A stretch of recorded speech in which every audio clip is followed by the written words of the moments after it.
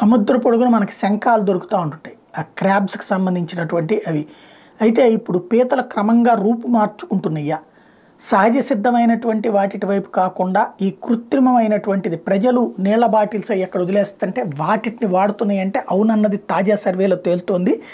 Hermit crabs తమ శరీరానికి రక్షణ కవచాలుగా అంటే నత్తగొల్లల షెల్స్కి బదులు ప్లాస్టిక్ బాటిల్ మూతలు ఇతర ప్లాస్టిక్ వ్యర్థాన్ని ధరించాల్సి వస్తుందని తాజాగా వెల్లడైంది. జీవ వైవిధ్య ఔత్సాహికులు తీసిన ఫోటోలు ఆన్లైన్లో పబ్లిష్ చేసిన ఆయుధాలను బట్టి ఈ విషయం వెలుగులోకి వచ్చింది. మనం వాడి పడేసిన వ్యర్థాల్లో ఈ ప్రాణులు నివసించడం చూసి మా హృదయం మొక్కలైపోయిందంటూ శాస్త్రవేత్తలు ఆవేదన వ్యక్తం చేశారు. హెర్మిట్ క్రాబ్స్ ఆయుర్దాయం గరిష్టంగా 40 ఏళ్ళు ఉంటుందని నేషనల్ జియోగ్రఫిక్ వెబ్సైట్ కూడా చెప్తోంది.